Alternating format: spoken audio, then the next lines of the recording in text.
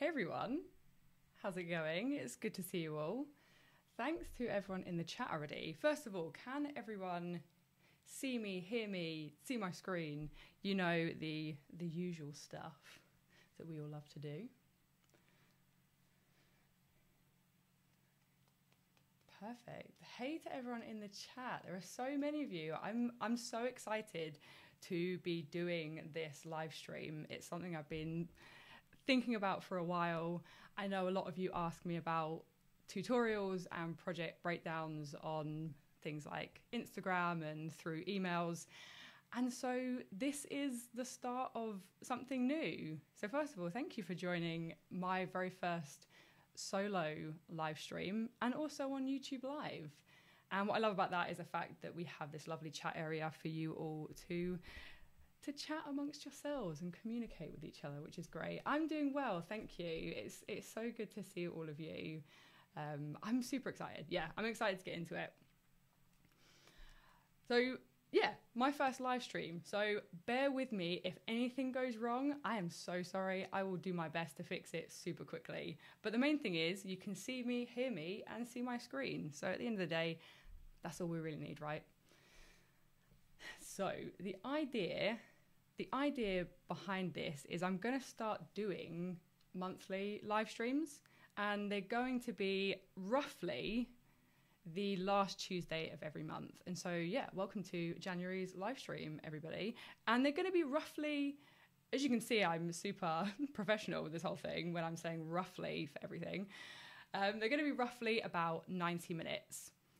Some might be a little bit shorter, some may carry a little bit over. Is my mic mono instead of stereo? Do you know, that's a good question.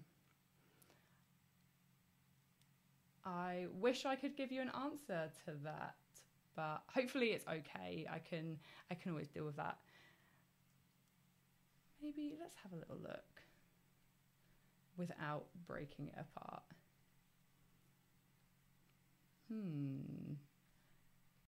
Just having a quick look to see if I can left it only. Anyone know how to get it coming through too? I am not too sure. We might have to have it in the left only for this one. I am sorry. I will fix that for next time. Hopefully that's not too irritating for you all.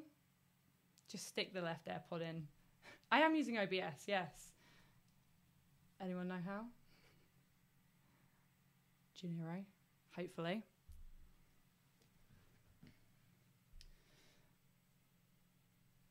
Okay, we'll leave it for now. If someone knows how, let me know and we'll get into it. Live stream idea is perfect. Thank you. Yes, I'm super excited. I'm so happy to be doing this live stream. So what we're going to do is, let me just head over. So for anyone who doesn't know who I am, hi, my name is Elly Wade. I'm a trainer at Maxon and I do a lot of live sessions. We do demystifying series, we do Ask the Trainer, hands-on with Maxon, and I do live events, and I specialize in Cinema 4D and Redshift. That's what I do. I also do a lot of Redshift quick tips, which I post on my Instagram and the Maxon Training Team YouTube channel, so feel free to check those out. And it was on here I kind of got the idea of doing these live stream tutorials because I post the work that I do, for example, this little thing here, and people would ask me to do a tutorial or how I created it. And so, hey, live streaming has now happened. So this is what we're going to be creating. Let's just sort of come down to here. And so this is the shot where we have this kind of dissolving, disappearing effect, but we also have this smoke and particle simulation going on. And all of this is inside Cinema 4D and also a little bit of Redshift. So that's what's going to be fun. We're not using any particle systems here, any plugins, unless you count Redshift as a plugin. We're talking native cinema for this. So yeah, let's get into it. Sort of me talking aside, I'm going to do my best to keep an eye on the chat, but it's just me. So I might kind of switch in and out of looking at cinema and then looking at the chat. Yes, I know the microphone is a pain. I am very sorry about that. I will deal with it for the next time, I promise. Okay, so First of all, this model I actually downloaded for free on Sketchfab. So this is the Nike Air Jordan model. I will link to this in the description on YouTube as well. So you can download it for free. So shout out to this guy here, AR41K. All you have to do is look at the license, which is a CC attribution license for this. So this is what I used for the original shot. What I'm going to do, because I'm live streaming and we're going to be looking at things like vertex maps, Pyro, and also particles, I'm going to create the exact same effect, but on just like a standard shape. But the whole information and all the techniques we go through is going to be completely transferable to a model. I'm just aware that I am live streaming, and so I want to keep things nice and simple for us at the very start. So I'm inside C4D and I am using 2023.1.3 and I'm using Redshift 3.5.12. The only important stuff here is we're using Pyro, so needs to be on a C4D version that has Pyro. Everything else is pretty much just kind of generic stuff. And I'm also not changing my renderer yet. So eventually we'll be moving over to creating some stuff with Redshift, but for a start I'm going to leave my renderer on standard because everything for now is just going to be using C4D, and when I change my renderer to Redshift it will automatically assign like 90% of my VRAM to Redshift, so I don't want to do that. I don't want to do that yet, so I'm going to leave that as it is. And just for my own sort of like personal sake, I like to get rid of my work plane just when I start working. I find it gets in the way. So let's start to build this up. And as I said, we're not using that Nike Air Jordan model purely because it's like quite a high res mesh. So we're going to keep it simple and we're going to use a capsule. But if you're following along, grab any shape or model or object or that Nike shoe, and then you'll be able to follow along with us. Cool. So I'm just going to change a few of these settings, going to make it a little bit bigger. And then if I hit NB, it's going to give me my segments. And a lot of what we're creating is going to be based around vertex maps. So we're going to be using those vertex maps. I'm going to create like a nice looking growth. And that's going to be creating the dissolving effect. We're also going to use it to control our pyro emission. And then finally, we'll be using those to control our particle emission too. So the whole idea of this is going to be based around this vertex map growth. And that being said, when it comes to creating vertex maps, our subdivisions and the amount of polygons we have is super important because it's going to be looking and growing based on the points. So the more points we have, the nicer, and I just hit my mic, my bad, and the smoother our animation is going to be. And so what I need to do is I actually need to increase the number of points on this model. Chances are, if you've got your own model or you've created something yourself, you're already going to have enough subdivisions. So you don't necessarily have to worry about this bit. But I'm just going to go 16, 32, and 64. Did we go 16? Yeah, that's not too bad. Maybe we want to go 32 actually. There we go. A nice sort of like even mesh going on. Let me just check back to the chat. Click on the cogwheel by the interface where you see the audio levels. There'll be an option to make the device mono.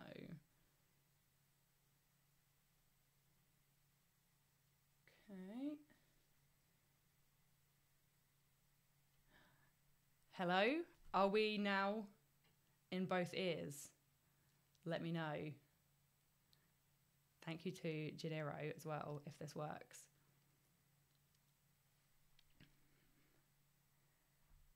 Yay, okay, cool. Sorry about that, everyone. But yay! Thanks, everyone. Thank Gennaro in the chat because lifesaver. Cool, let's close that. And cool, we're there. Cool, yeah, so I fixed my subdivisions. I want to keep this low res purely because I want this live stream to run nice and smoothly. But also one thing I would say, if you're working with a really high res mesh and you find it's too laggy, you might find I found like the Nike Jordan shoe was actually fine with the res that it came in. But a little tip is use the remesh, use the Z remesher, and then just adjust the mesh density down until you get breaks in the model, because we don't want that. So that's a good way of remeshing your model nice and quickly. Cool, so we have our model. Let's just rename this our model. And then let's just rotate it just slightly by something like 30 degrees. Cool, because this is similar to what I did with the shoe. So I'm trying to keep it as similar as possible to the original without using the original model. And the final thing is I'm just going to make it editable. And so we can create vertex maps on primitive shapes now, but for the sakes of this, the chances are a lot of you are going to be doing it on polygonal objects anyway. And so I want to make sure it's as similar when you are following along. So we have our model. Cool, we've done that bit. Now what we need to do is we're going to set up our vertex map growth, our very first one. So the way that we do that is with our model selected, we go into points mode and then select and then set vertex weight. And then it's going to say, what do you want to set the vertex weight as? And we want to go with a 0% weight first of all. So we press OK and everything's going to go red. And that's great because this is a vertex weight value of 0%. And then what we can do, we can come into our vertex map tag. So it's automatically created this for us as we just set that vertex weight. And we can then use fields on this. So if I just enable use fields, it gives us our field menu and it gives us our freeze modifier layer. And this is handy because we use the freeze to create our growth.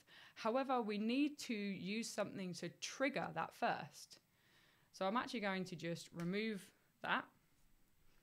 And I'm going to grab a spherical field.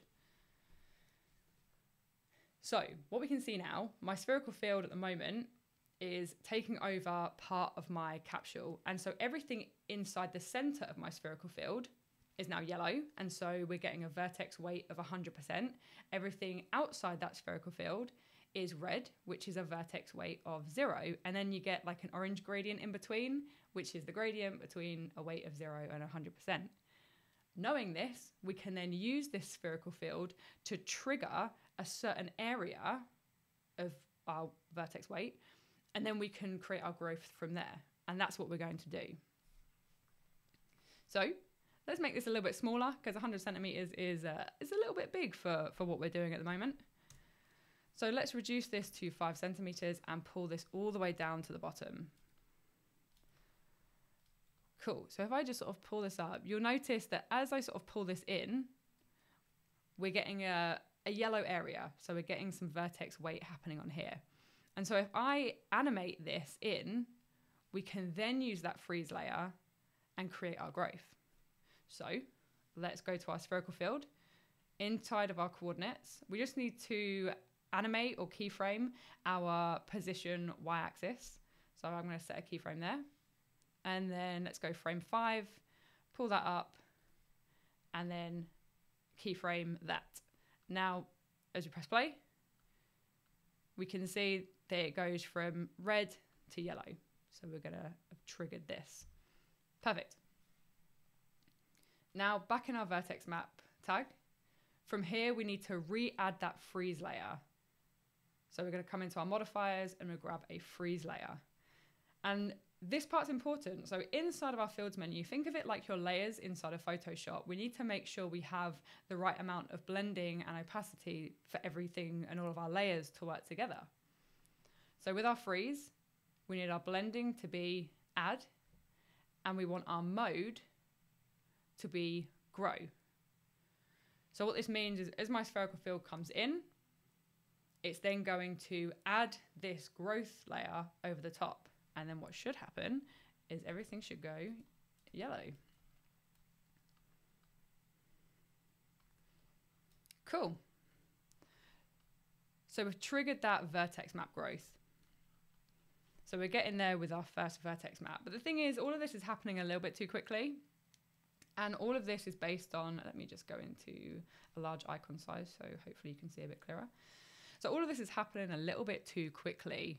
And this is based on 2 settings inside of our freeze layer. And that is the radius and the effect strength. The radius, what it's going to do is it's going to look for a point or the next point within a radius of 10 centimeters. And so this is where the resolution of your mesh will be quite handy. So if I reduce this down to something like 1 centimeter, we don't get a growth because it can't see any points within a distance of 1 centimeter. And the opposite of that would be if I increase it to 50, this happens super, super fast because it's finding all those points within a 50 centimeter radius. So play with this based on the model and the sort of amount of polygons or points that you have on your model. And the second thing is we can then adjust our effect strength, and that's how strong and effectively how quickly this growth is going to happen. And so again, I'm just going to reduce this down to something like 25%. And then what I'm also going to do is I want some more frames. I want my animation to be a little bit longer. I'm working at 30 frames per second, and so my 90 frames is giving me a 3-second animation. I believe for the original, I went to about 210 frames, so a 7-second animation. So now as I play this through, I can just make sure, yep, okay, that seems like a nice enough speed. Cool, and it gives us some extra time. So this part is really important, and it may not seem it, but I promise later on it makes sense. And the reason for this is everything that we create later is based off of this original Vertex map. So when it comes to the dissolving effect, so like our opacity and everything evaporating, to our pyro emission, to our particle emission, all of that information is going to eventually be based off of this first Vertex map. So this is really, really key. And the steps we do now will make everything look really, really great later on. Make sure everything is sounding good. Cool. Cool, right, so from here, let's change a couple more things. So everything's looking a little bit too uniform. It's all growing just level after level on and across my mesh. So how do we make this a little bit more random and varied? Hint there in the name. So what we're going to do, we can add a random field, and we can overlay that on top of our mesh. And then what we can do, we can come into our noise type, we can tweak this, we can adjust the scale if we want to, and we can, let's go with like a scale of 200%. And then what this is going to do, if you watch now, we now get a slightly more random growth. Trouble is at the moment, we're still getting some of these red areas. And remember, these are our vertex weight value of 0. And we don't want that because eventually when we use this in the opacity, those areas are going to be showing, and they're also going to continue to be emitting when we add our effects later on. So for me, nice and simply, we can reduce the opacity and then it can work to fix any of those issues, but we're still getting that nice, slightly more interesting growth happening. Cool, so this is our first Vertex map setup. And what we want to do is inside the basic tab, we want to rename our Vertex map. And this is really, really important. When you're working with multiple Vertex maps in your scene, it's best to rename them. And the reason for that is because by default, they're all named Vertex map. And if I dropped it inside of a tool or a feature and it's named Vertex map, Cinema 4D may not know which one I am referring to. So let's call this one oh, we've got caps going on. Apparently we're shouting for the opacity. Cool, so we've got opacity on the first one. And then what we're going to do, we're going to duplicate our vertex map just by hitting command, clicking and dragging. And then we're going to call this one density. And if we go into our density, inside of our fields, I'm going to just delete everything because we don't need any of it. And I'm going to drag in my original vertex map. So now at the moment, both vertex maps are doing the exact same thing. But the benefit of this is I can now clamp this or I can do different things with it. So for a start, what I could do is, if I find this is all a bit too rough, I'm not getting enough of a blend going on, we can change our mode to average and then maybe change this to like 10 centimeters. So if you ever want to smooth out a vertex map, that's the way you would do it. But that's not what we want to do. What we want to do is we want to clamp these weight values. And so I'm going to explain why first, and then I'm going to show you how we can do that. So the thing is, what we're going to do is we're going to use this second vertex map to control our pyro smoke emission. And so what we want to do, we want our smoke emission to follow where that vertex map is. And so as our model is disappearing or dissolving, we want the smoke to be following that line with it. However, if we leave it as it is, everywhere that's yellow, vertex weight of 100%, is going to continue to emit. So what this means is, even once that model has, sort of that part of the model has disappeared, it's still going to be emitting pyro smoke. And we don't want that. We only want it to be emitting from this middle area here. And so if we grab that, we can see that it's only going to be emitting from that area, not from the area that has sort of disappeared. So how do we do that? Well, we need a different modifier layer this time. We need to grab a curve modifier, and we can use this curve graph to clamp these different values. So first of all, what we need to do, or what we want to do, is change our spline presets to linear. So now we're not going to get those Bezier curved handles. We want some nice like linear straight lines. I'm then going to command click to create a point, and I'm going to pull this all the way up to the top. And then what we can do, we can grab this second point and watch what happens on this area now. I'm going to pull it all the way down. And what it's doing is it's clamping then these areas back down to a weight value of 0. And so now we're only getting this yellow area in the middle, which is perfect because that's the area that's going to be emitting.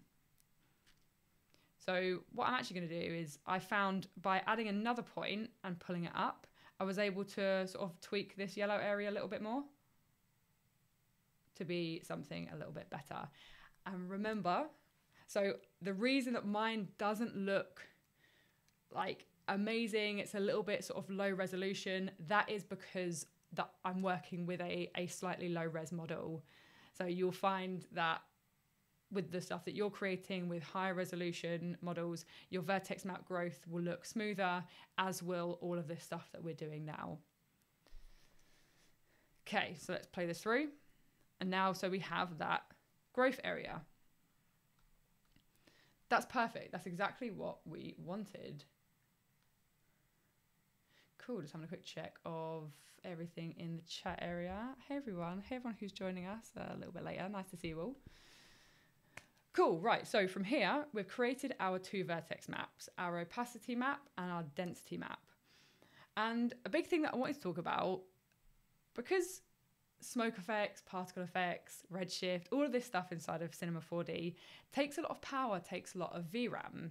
As we all know, we've all had those errors before, I'm sure, unless you're working on like amazing machines. If so, I'm very jealous.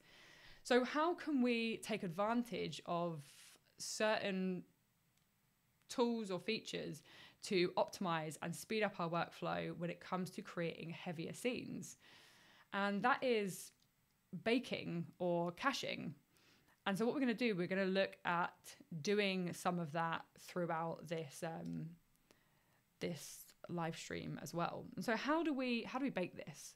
Well, we can bake as an Alembic. And so what I'm going to do, so don't do this yet, but if you right click on your object, your model, there is a bake as Alembic option. But before we do that, or before you do that, we have to make sure that our export settings are going to be baking the information and the data that we need.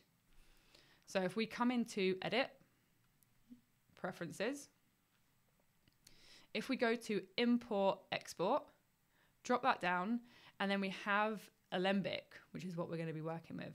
And we have our export. So if I click that, we get given a whole set of options or optional data that we can choose to export with our, or as our Alembic. So we don't need particle geometry. That's something later on, but we do need vertex map data. So I'm just going to enable vertex maps.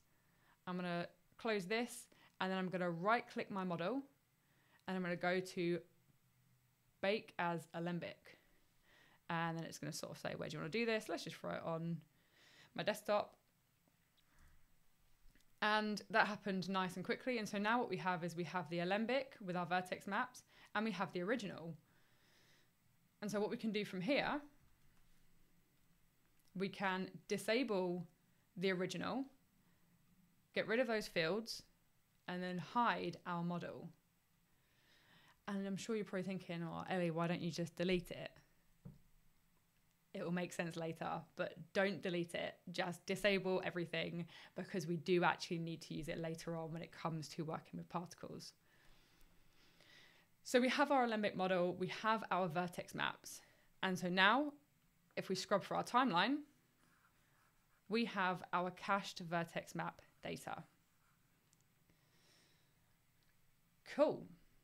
So just having a quick look in the chat. How do I animate a noise applied?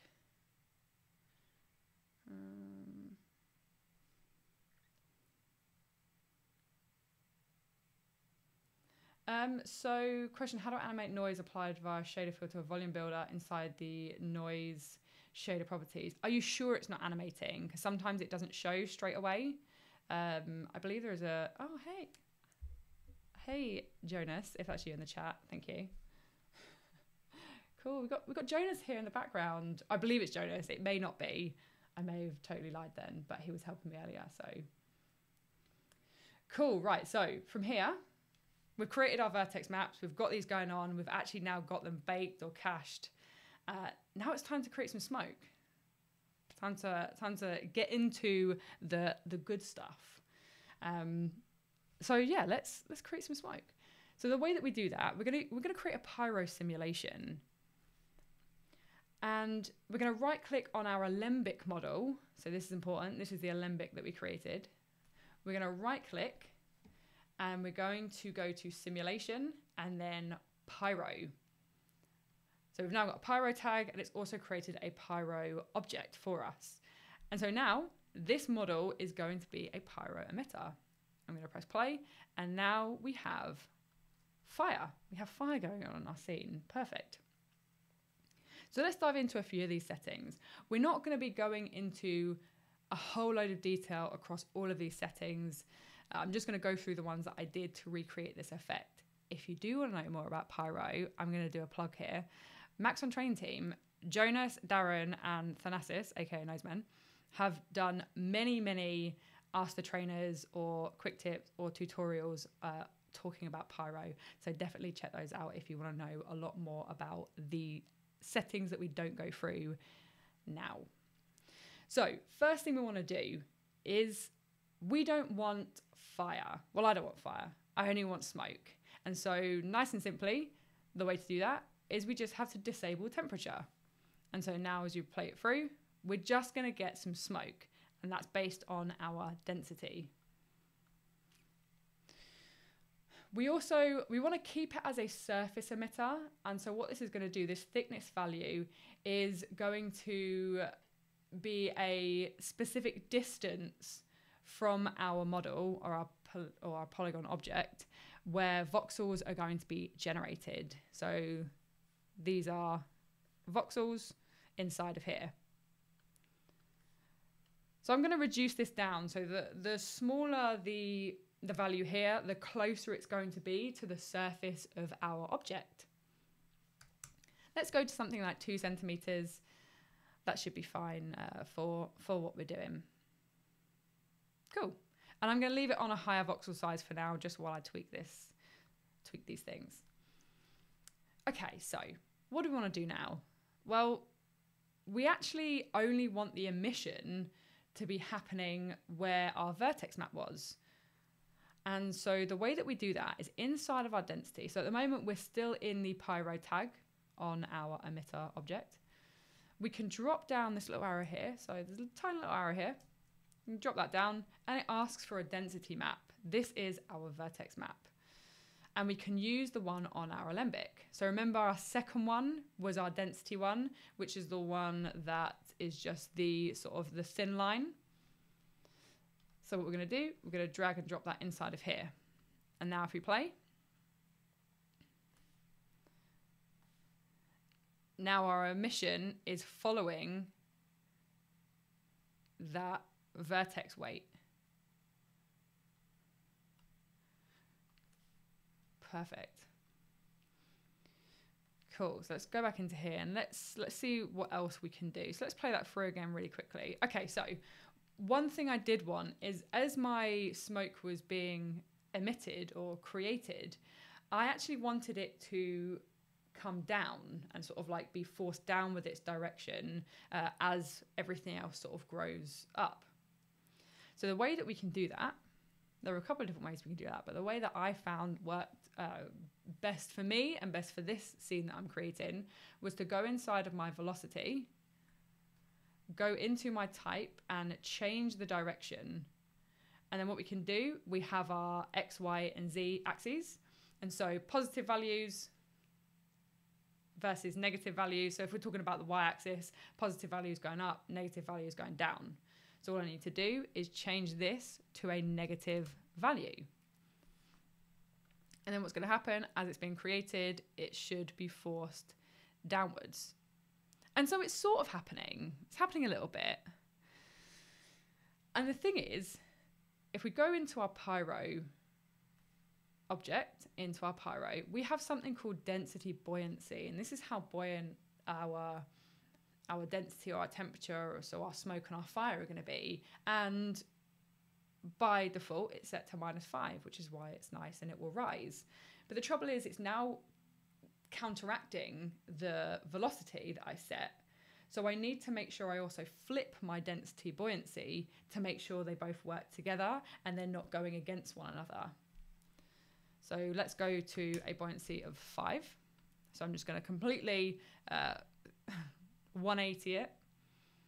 And so now we should have our smoke being forced down. Okay. Cool, so we're getting a little bit closer. So now what I'm going to do, I'm going to come back into my Pyro properties. Noise settings, I find, so noise is like the noise pattern on the surface of our Pyro simulation. And if you find that it looks like there's too much of a noise pattern occurring, we can actually reduce these down. And so I ended up reducing these quite heavily. And then let's go down to a voxel size of 2 for now, just so we can see everything. Again, aware of a live stream, so don't want to push it too far. Still playing back pretty well. Cool, so this is what we have going on.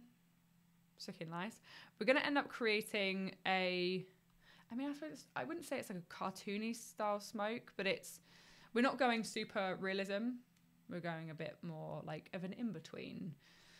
So this is going to be perfect for what I need. But one thing I do want to control is actually something called dissipation. And dissipation is, the way I'd explain dissipation is the speed at which the smoke disappears and sort of evaporates. So if I reduce this number, reduce this value to something like 2, the smoke is actually going to linger and last longer because I've reduced the amount of dissipation. So if you want your smoke to last longer, lower the value. So you'll notice now that we're getting a lot more of it remaining in our scene versus if we go higher. So maybe I'll go 9%, and we'll just quickly play this through and see what this looks like. So we have our smoke coming down, And it's still lasting, which is quite nice. We want to have a little trail going on. But what we want it to do is, as our vertex map comes to its end and as our model has completely disappeared, we then want our pyro smoke to sort of quite quickly disappear along with it. Okay, so we have that. Let's make sure it disappears. Perfect. That's cool. Final thing is smoothing. So this is a really nice setting. And so if you find sometimes your smoke can be, or your fire as well, can be a little bit like still pixelated, like even if you've gone down a little bit with your resolution, or if you can't go down any further, then add a smoothing factor. It's just going to smooth out your smoke, which for the type of scene that I was creating, and in our case, it's going to work absolutely perfectly for what we need. And it's just going to smooth this out, and it's going to look nice. Okay, so we've got a little bit of a trail there. You know what? I might actually just reduce that to 8. Okay, cool. So I don't want to spend too much time on this because I want to get to some of the other stuff we're going to be doing. On the original version, I was down to a voxel size, I think, of 0.75. I'm not going to do that now because I'm going to really quickly cache this and then have a little look at some of your questions in the question area if they haven't been answered already. So bear that in mind. The reason I'm leaving it on 2 centimeters is because of this next process. I just want to make sure it was like nice and quick. So how do we cache this now? Because again, we're talking about how we can optimize our scene, especially when it comes to having a heavy scene. So what we want to do inside of our Pyro object, inside of our cache, we want to go into our object tab first actually, and we don't want to be caching any temperature because we disabled that, so we can switch that off. We just want our velocity, which is causing the smoke to go down, and then our density, which is our smoke channel data. Come into our cache. Let's cache our scene. Let's go into our desktop quickly, and let's call this a live demo and save that. So it's going to cache, and it shouldn't take too long actually, but let's dive into a couple of these little things. So hey to Joel from Paris, nice to see you. Hey to Asia, nice to see you all. Thanks for joining my very first live stream. It's lovely to be here with everyone. And thank you to the guy behind Maxon Trainer Team for answering some of those questions. So let me just let it do its thing. It shouldn't take too long. I can gladly fill time. I hope you're enjoying it. Sorry for the audio issues at the very beginning. I feel like it wouldn't be, you know, me doing some kind of show without there being some kind of issue, right? Cool, so this is almost done. And then what we're gonna have is we're gonna have our cached vertex map. And hello to Lynn, nice to see you. Haven, California, very jealous. I'm sure the weather is lovely, unlike England. Cool, so that's done. So we've cached that. And what that means is we now have the ability to disable our Pyro. And then we now have our cached data inside of here. So we've got our cached vertex maps, and we now have our cached Pyro simulation. And so the thing is, yeah, it's not looking super high resolution because we left it on a 2 centimeter voxel size, but when you're doing this, just drop that voxel size, tweak those settings until you're perfectly happy with how it's looking. And then we can get into doing some cool stuff. Okay, so now it's time for some particles. This is going to be fun. This is going to be, I'm looking forward to this bit. So what we're going to do, we're going to be doing a little bit of XPresso, but I promise you, it is really, really simple. I don't know a lot about XPresso, and that's not me doing the whole, like, I don't know. I genuinely don't know a lot about XPresso. But this is going to be nice and simple. We're effectively going to be creating an emitter. We're then going to be using our model to emit our particles. We're then going to use a selection similar to how we were having that vertex map create our, our Pyro smoke. We're going to be doing the same kind of thing, but emitting particles. And then we're going to add some forces. So it's going to be, trust me, it's going to be nice and simple. So how do we do this? Well, we're going to start off by just creating a null, just so we can keep things like nice and neat and tidy. And we're going to title this XPresso.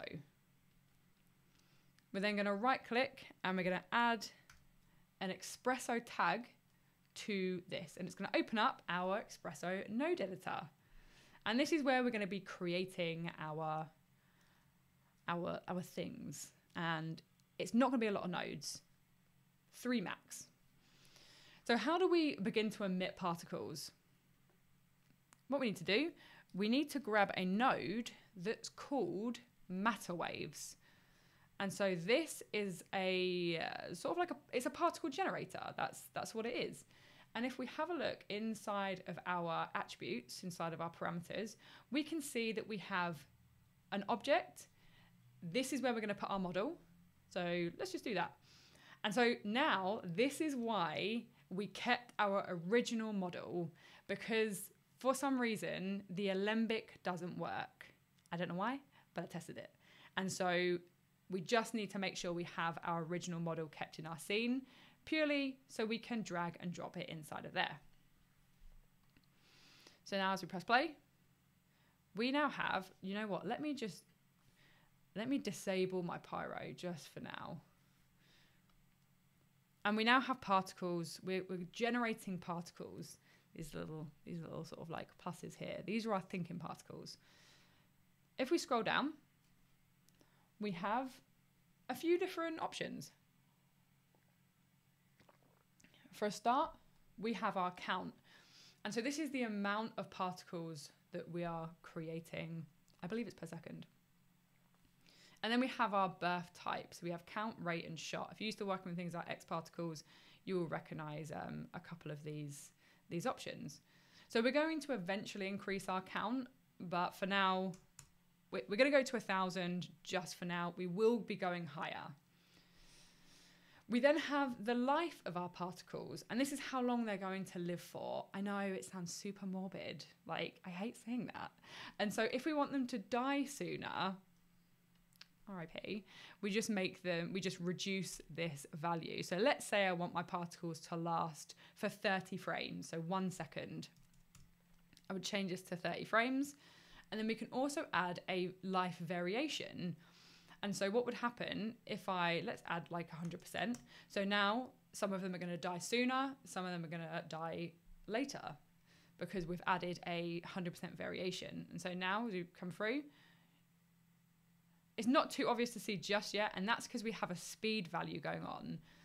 And for this, we don't actually need any speed, because we're going to be using forces to control our particle movement.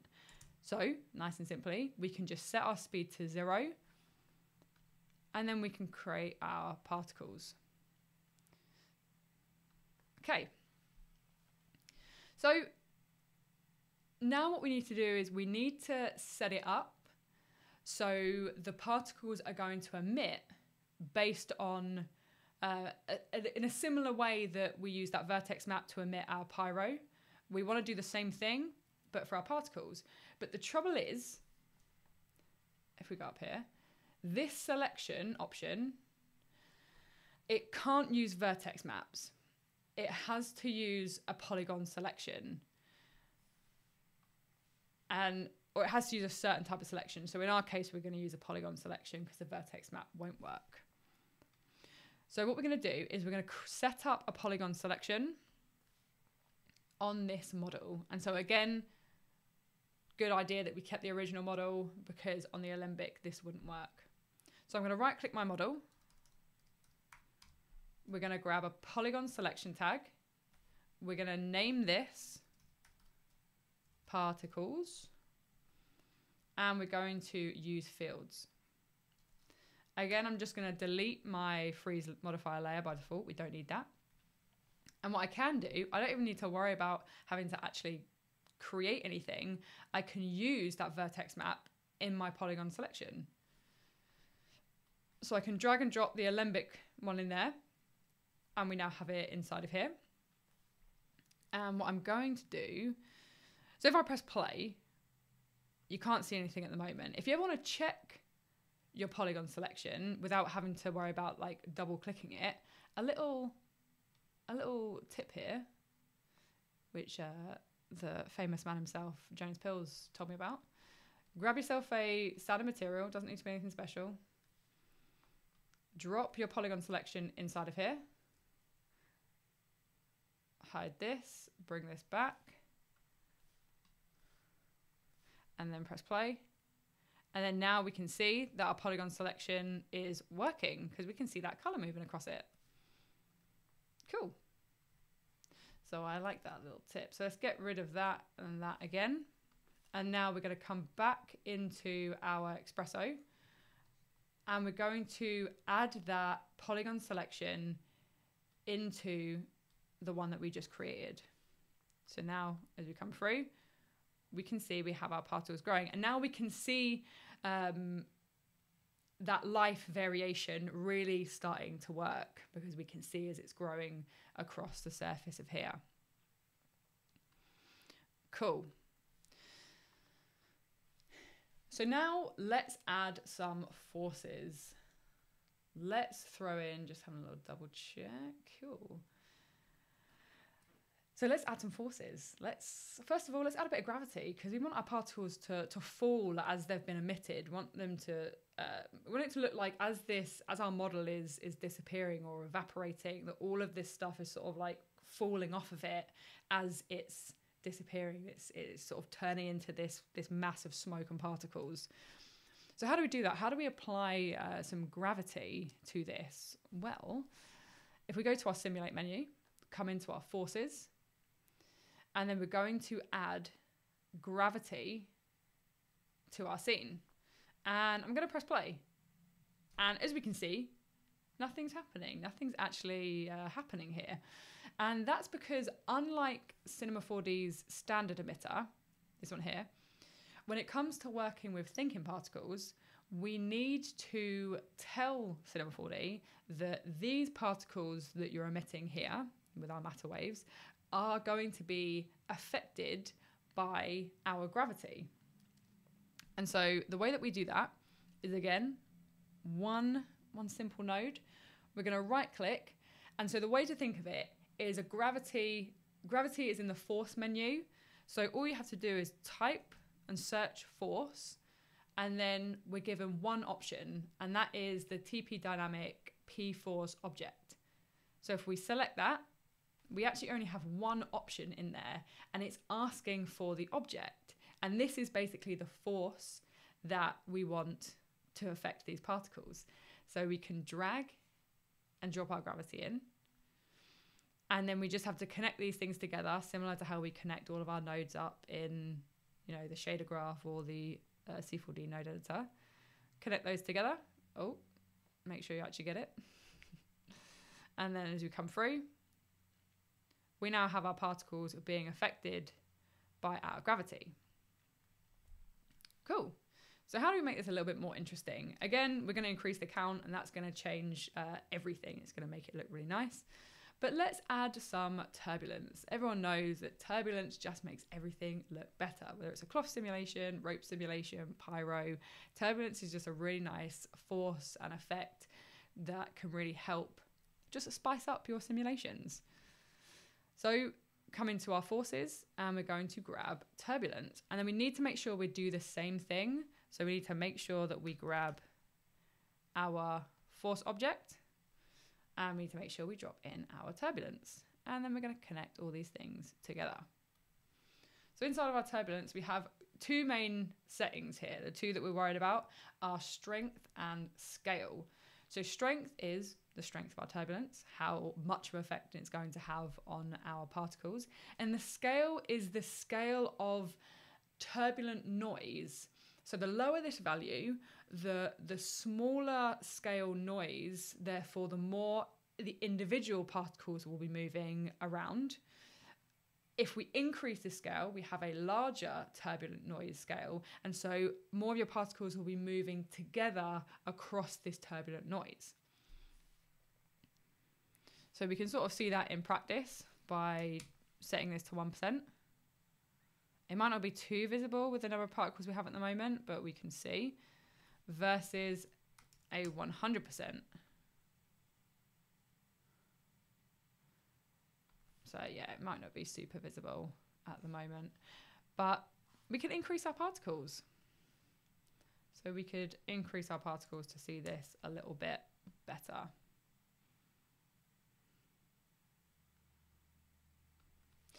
Cool. So what I ended up with is if I increase the strength, it might be a little bit easier to see as well. Okay, here we go. Now we're talking.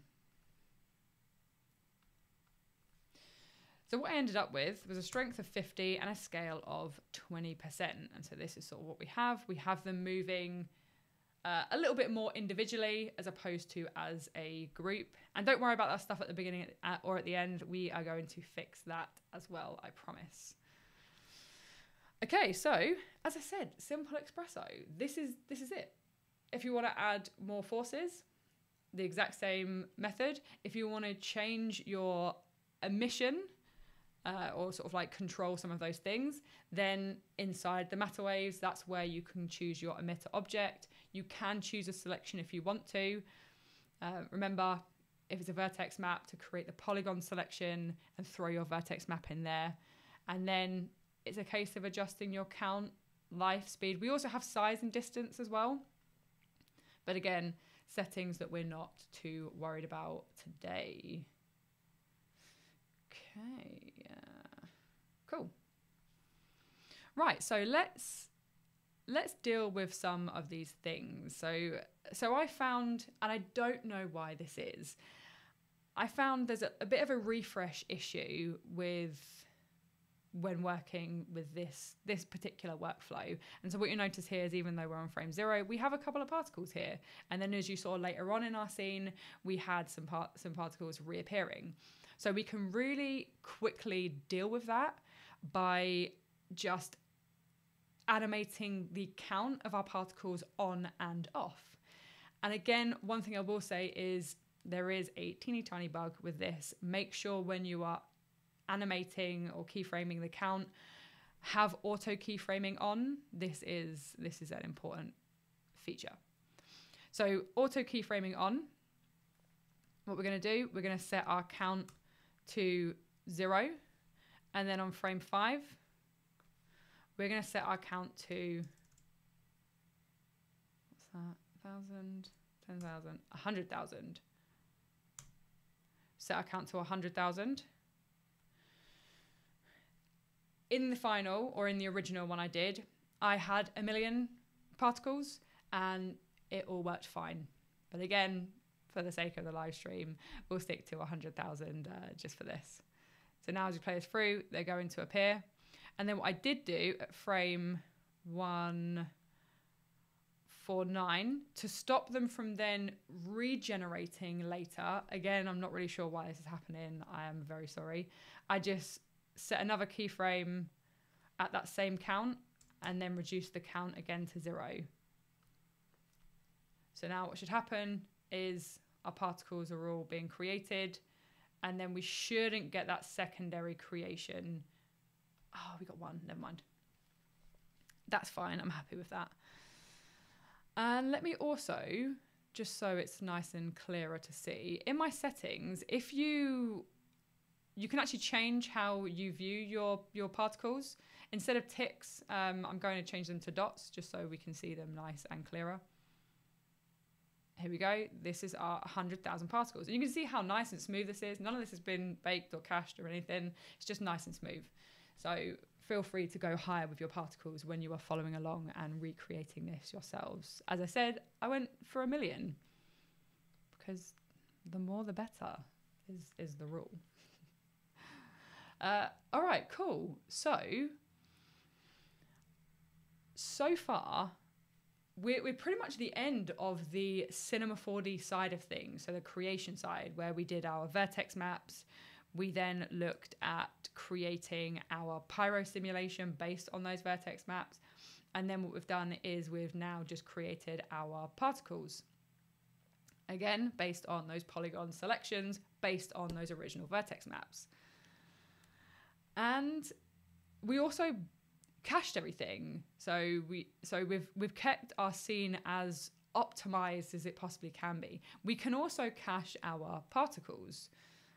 And so I'm going to talk you through how to do that, because you may find, especially if you're working with a higher number of particles, that you will also want to cache that simulation as well. So the way that we do that is we come into our simulate menu and we need to convert our particles into what we call TP geometry, because then this can be baked, this information. So if I go to TP geometry, it's asking me for a particle group.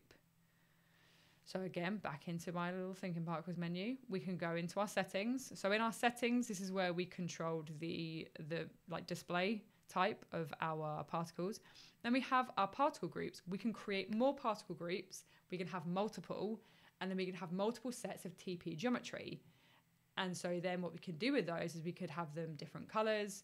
We could have them animated by different like forces. We could then have them, when we use like the RS object, we could have them all as different custom objects.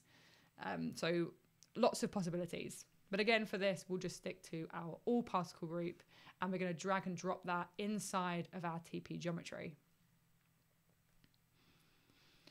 From here, we can then bake this as an Alembic. But again, we do need to make sure we go back into our preferences and make sure that we have that data selected.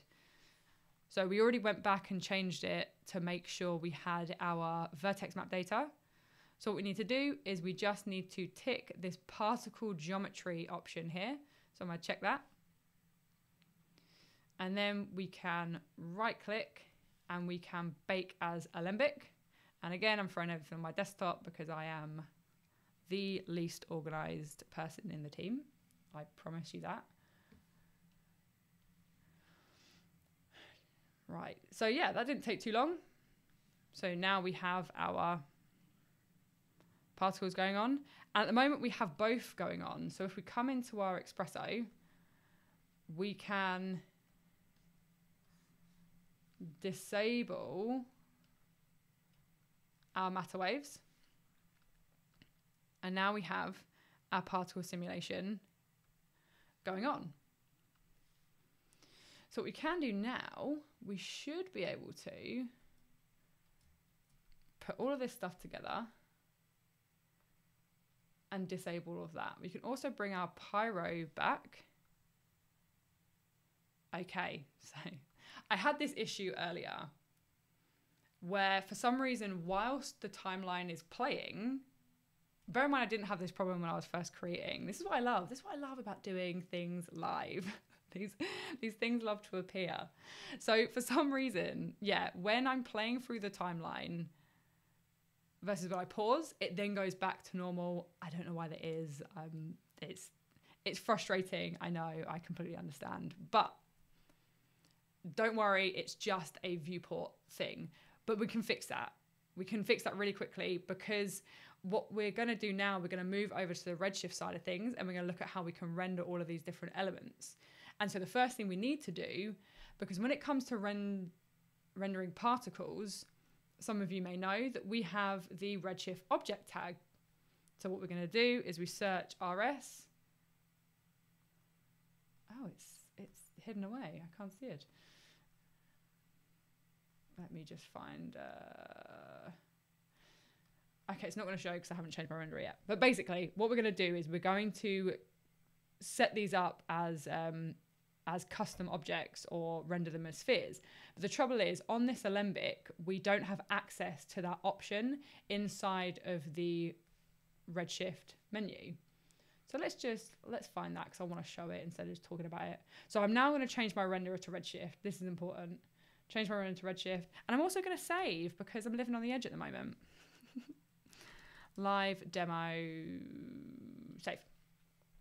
Okay, so let me see if I can, here we go. Right, so if you throw an RS object tag onto our cached particles, we don't get access to that particle option because it's no longer a particle emitter.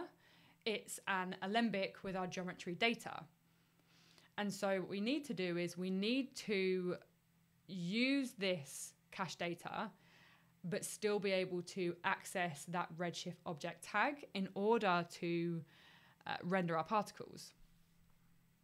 What I will say is, if you didn't want to cache your simulation, so if you weren't too fussed about caching your particles, then what you can do is on your TP geometry, so let's sort of like rewind to before we cached, you can just throw your RS object tag on here and then do exactly what we're about to do.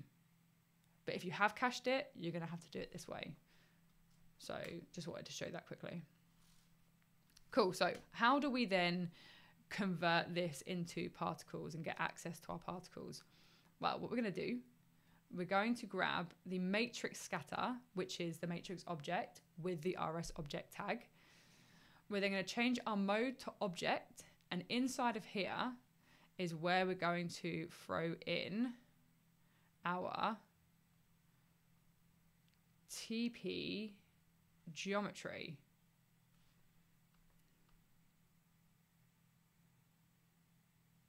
Cool, so we have that, it's fine. I'm gonna let that do its thing for now. Come into here, change our distribution to vertex.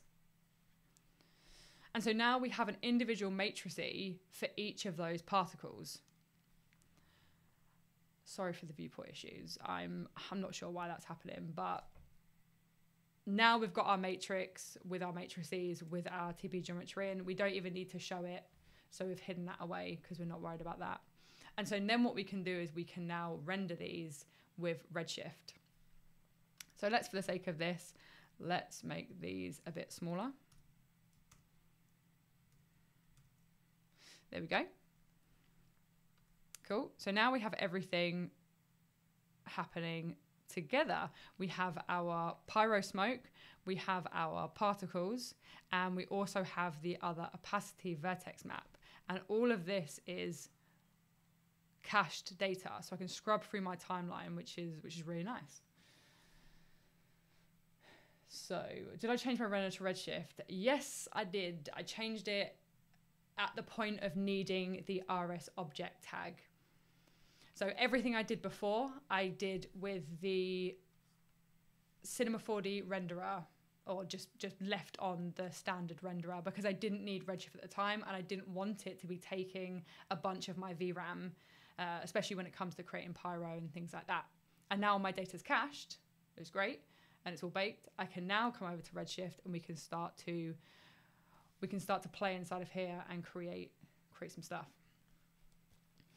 Cool, so we've got a bit of time left, we're about an hour in. So now I want to show you how we can render all of this different stuff. And so this is sort of the thing we're going to be doing. Like this is basically exactly the thing we're going to be doing now. And it is an exact sort of version of the Nike Jordan one, just with sort of like less sort of like pyro simulation and less particles, purely for the sake of the live stream. But it is the exact same techniques that you'll be able to take and then hopefully use in some of your own simulations. Cool. So how do we render? How do we render some of this stuff?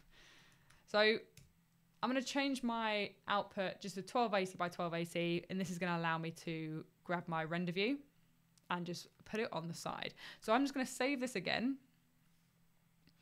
And I'm going to come into Window, grab my RS render view, and we may get the VRAM error. Let's see how Redshift is feeling today. Okay, right.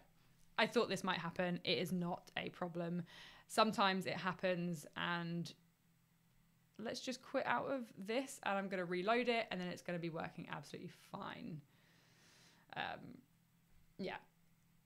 Basically, that error happens if too much VRAM is being used. And sometimes when you're creating heavy scenes and you start then using Redshift, it can give you that error. So all you have to do, close it down, reopen it up. We still got everything going on. Come back into our render view, and as if by magic, it's going to be all good. Cool. Okay, right. So we have the start of our scene going on. And, you know, I don't want to spend too much time diving into creating the whole scene. I'm more focused on showing you how we can create the opacity, how we can render our particles, and also how we can render our pyro smoke. So let's just change that to disable, because that's normally what it would be on by default. And let's just add a little bit of lighting, just so we have some nice stuff going on. So I'm going to throw in a Domelight, and I'm just going to grab a HDRI from my personal collection. So let's throw in our HDRI in here. Cool. And then we're going to rotate this round. And so this is the similar, this is a similar way that I tend to light these types of scenes, and also similar to how I lit the original. So I'm just going to sort of like bring this round a little bit, something like that. And then I'm going to disable the background because I don't want my HDRI to be showing in my render view. So I'm going to disable that. And then I love taking advantage of using the plane object as a background. So I'm going to rotate this 90 degrees. Let's get rid of my segments now. We don't need to see those anymore. So that was just NA, gets my segments. And then let's pull this back and enlarge it. Okay.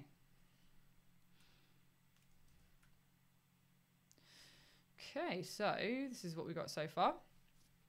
And then again, grab a second plane, and we can use this as a like a light bounce card.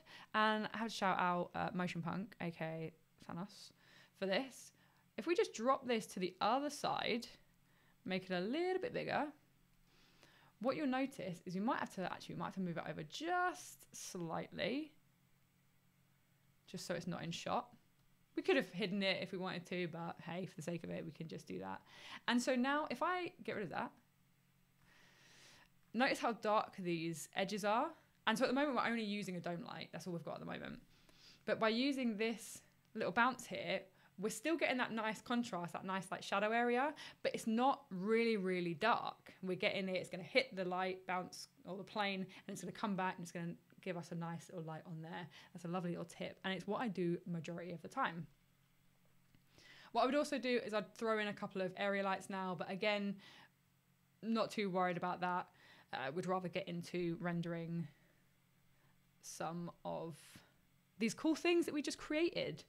So let me save this because we're living on the edge again. And what we're going to do, we're going to create a very quick background material. And so I'm just double clicking, and it's going to create a new standard Redshift material for me. And then this is going to be my model. So we're going to throw our background on here, and we're going to throw this on our model.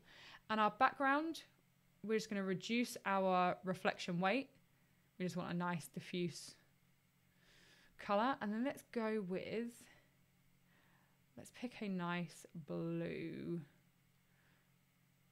A nice blue on here. Yeah, that's cool. And then on our model, this is where we're going to set up our opacity. So remember at the very, very beginning, the very first Vertex map that we created, we're going to use that to make it look like our model is disappearing. You could also make it look like it's revealing by flipping everything around. So I'm just going to change a few settings, increase my reflection roughness, and I've been playing a lot with the tile shader, and I am obsessed with it when it comes to creating quick cloth materials. So that's what we're going to do. We're going to very quickly grab the tile shader. I'm going to solo it, and I'm just going to grab a weave pattern. I did a quick tip on this, so if I'm running through it a little bit too quickly, feel free to head over to the Maxon Training Team YouTube channel, and you can check out that quick tip. where I go into all of these things in a lot more detail. Let's go to, what do we want to go to? 0.5? Nah, let's go 0.1. Let's make this a little bit smaller. Cool. So we have our weave pattern, and then all we need to do now is control the color. So let's do like a nice yellowy color, and copy, paste, paste, and paste. And then just the grout color, which is that in between, we're going to make a little bit darker. Maybe a little bit darker again. Yeah. If you know me, you know I can sit and tweak things like materials for a very long time, and so I'm trying not to do that. Cool, so I'm going to unsolo that, and I'm going to plug that into my base color on my standard material. And now it's controlling my color. Again, when it comes to using like your own models or the Nike Air Jordan, the Nike Jordan actually comes with its own set of UV texture maps. So all you'd have to do is bring them in, and then you connect them to the relevant inputs. That's all I did. And then I used the color correct to change the color from blue to like a sandy orange. Cool, so let's add a little bit of bump. So we're going to copy the tile shader.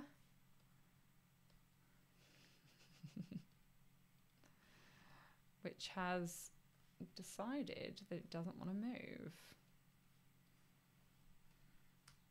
Okay, let's try that again. Okay, there we go. And we're going to use this same tile shader. We're going to use it as a bump map. And notoriously, bump maps or height maps are grayscale. So all we'd need to do is change these colors to be grayscale colors to create that bump surface. So let's pull this into maybe like a dark gray, and then we'll do this as an off-white. So copy and paste these in. And then the way that we create bump inside of Redshift is we grab ourselves a bump node, connect our bump map, which is the grayscale one we just created, and plug that into our bump input. And now we have some cool bump going on. What we can do is we can do displacement as well, but again, not too worried about that. I'm more worried about getting into some of the coolness that I promised you. So how do we set up our opacity, so that dissolving effect? That's what we're going to do first of all. So the way that we do that is we're going to be using this vertex map. So this one was, if we just sort of like come into here, remember this is the one that's sort of growing the weight overall. And so what we do, we come in, we grab ourselves a vertex attribute node, and then it requires an attribute name. This is our vertex map. And so we named it opacity. So we've got our opacity map, and let's just kick off our render view and plug that into the opacity of our material. And straight away, what you'll probably notice is it's actually, it's currently the wrong way around. And so if I solo this, what's happening is everything that's 100% black is going to disappear. Everything that is white is going to appear. So all we need to do is we just need to invert these two colors, and it's going to invert our effect. So we grab a ramp node and we can plug it over the top. So if you highlight a node in the node editor over a branch, it will auto connect it for you, which is nice and handy. It doesn't do it for every single node, but the ones that only really have one input and output, it will do it for you. And then we can invert the ramp. So now we have this growth effect happening over time. Cool. So we're getting there, getting a little bit closer. Now what we can do is we can render our Pyro simulation. And so the way that we do that, and so all of this stuff is the same whether it's cached or not. So the way that we're doing these things and the materials that we're using and the vertex attribute is all the same whether it's cached or not. So that's an important thing to remember. So the way that we render our Pyro is we can not double click, we can create a Pyro volume and we can drag that onto our smoke. And so already, hopefully you can all see that we have some of our Pyro smoke going on. Let's go into our Pyro volume. And so what's nice about this is by default, it automatically adds our channels for us. So our scatter channel is our density, and then our emission is our temperature. But in our case, because we're not working with temperature, nothing's actually happening anyway, but we can delete that channel if we want to, but it won't make a difference because we have no temperature data. So we have scatter and we have absorption. Scatter is a bit like your diffuse. We can use it to brighten or darken our volume, or in our case, our smoke. Absorption is like our transparency or our density. We can make thicker looking smoke and add more detail versus making it lighter and more transparent and more what I'd call like wispy. And so what I mean by that is if I increase my scatter coefficient, you'll see we get a much brighter looking smoke. Versus if I reduce it down, we get a darker. When it comes to absorption, if I increase this, you will see we get a denser, less transparent looking smoke. If I go down, we get a more sort of a lighter. And what we can do, we can color this, or we can tint this by using this value inside of here. So again, let's just tint this to make it this nice sort of like yellow so it all matches.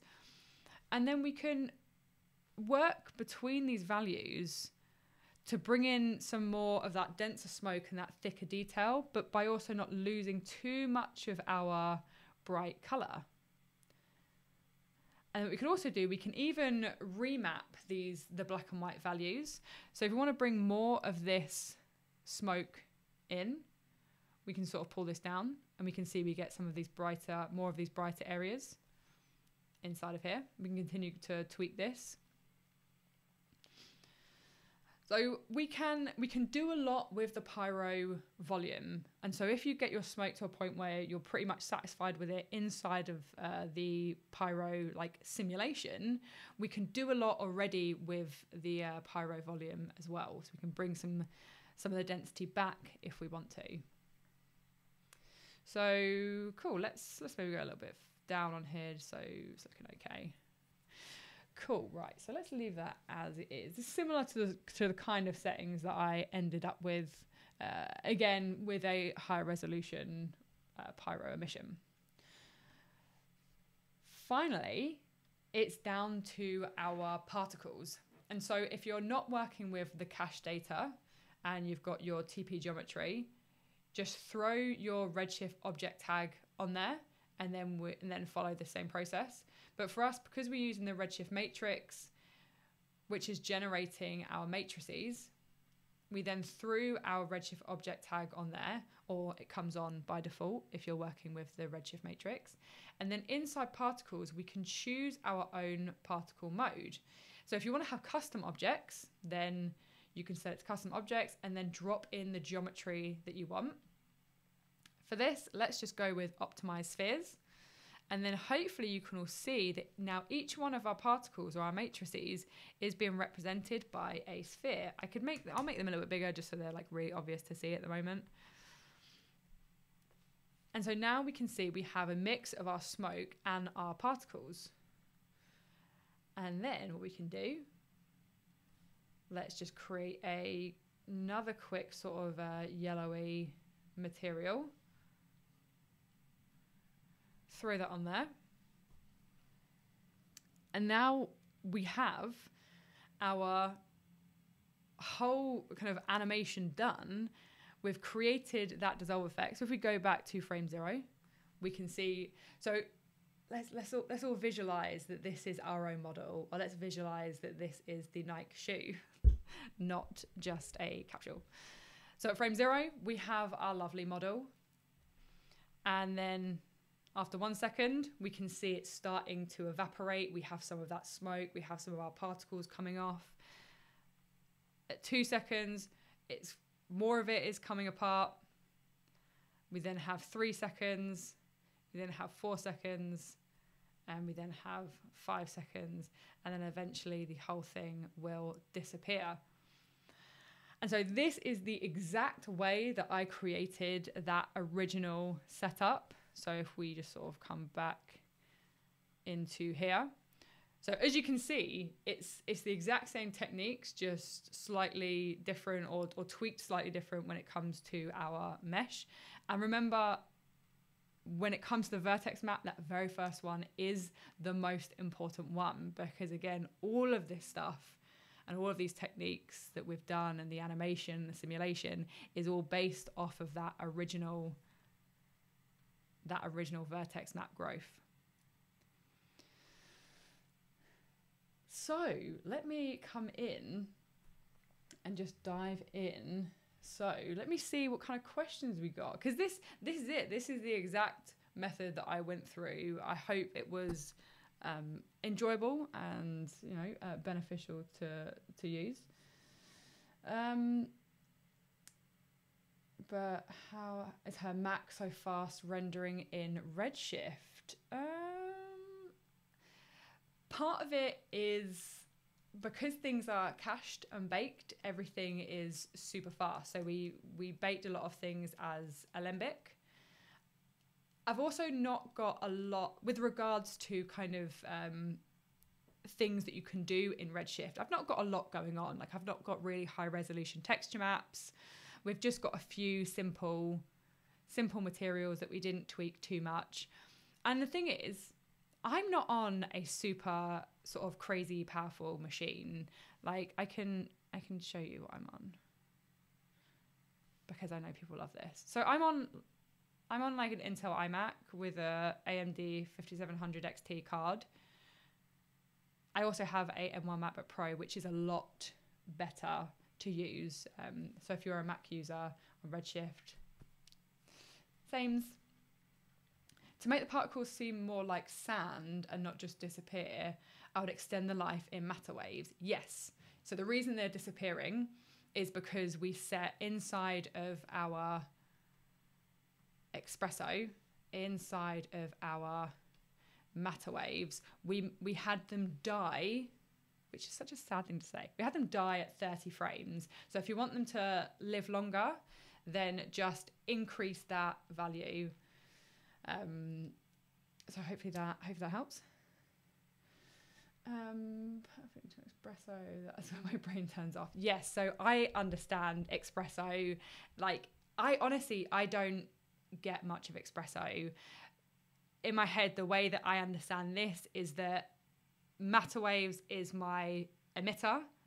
So I'm like, okay, that's my emitter, and then I'm using the forces to control my particles. And so, as you can see, it's a very basic XPresso setup, but for me, it does exactly what I need it to do without overwhelming my little brain. Just having a quick look through. So thanks to everyone who's been here as well. I know I didn't give you a lot of notice. I promise on the next one, there will be a lot more notice. That being said, let's do a, I would say a teaser, but it's going to be a massive giveaway to what we're doing, or what I'm doing next month. I need to remember to say next month and not next week. So yeah, for anyone who missed the very beginning, hello, this is my first solo live stream on YouTube, and I'm going to start doing them once a month. Idea is going to be roughly the last Tuesday of every month, schedule depending, but there will definitely be one a month. I promise you there'll be one a month. And it's going to be this kind of idea. I'm going to be breaking down a whole project based on the questions and stuff that I get asked a lot on socials. So I was asked, like, for example, can we have a tutorial on this? And are you covering this in MoGraph Monday? And I love that. Please continue to do that. Please continue to ask me questions and let me know your suggestions for quick tips. And so February's live stream is going to be recreating this. So this is here's their tutorial on this. There will be. This is a simulation I created, but not only that, I then did some UVing, and again, simple UVing. That's my sweet spot, because I'm not super technical with UVing either. So we're going to do some UVing, and we're going to be creating our own textures like this and applying them to our simulation. And we're going to create this really nice like looking texture. And this is the animation that we're going to be creating. So I'm going to break this down. I did a poll actually a couple of weeks ago, sort of asking which one should I do first, the smoke and particle effects or this one. And I kid you not, it was 49% to 51%. So to everyone who didn't get or didn't vote for the smoke and particle effects, don't worry, because February's live stream is going to have you covered, I promise. Who's modding this sesh? I think it's got to be Jonas. He is just my lifesaver and the guy I go to with pretty much all of my questions. So just finally, what I'm going to do, I'll link to a bunch of stuff inside of the YouTube description. So for anyone who's rewatching this, check out the link for the model if you want the original model. That's inside of here. And also, it wouldn't be me doing a session without talking about all the other stuff that we have going on. So don't forget, you can head over to the events page for all the stuff that's happening. I'll be making sure that I put my live streams on there a little bit sooner than a couple of days. But yeah, keep your eyes on that. We also have Hands On with Max on tomorrow. We have Max on Color Thursday, VFX and Chill on Friday. And we've got Mr. Nick Campbell from Grayscale Gorilla himself on the next Ask the Trainer. So don't forget to check that out. And then, as always, all of our stuff is recorded, including all of these live streams that we're now doing. And it gets uploaded on the Maxon Trainer Team YouTube channel. So I just want to say to everyone who's here, thank you so much. Like it's a little bit nerve-wracking doing your very first live stream. I haven't really worked with YouTube Live before. And so sorry we had like slight audio issues. I'm glad that's sorted. Thank you for all of your help in there and for all of your support and lovely comments. I really appreciate it. Thank you to Jonas. I believe it's Jonas in the background. I hope it is. If not, I'm thanking the wrong person.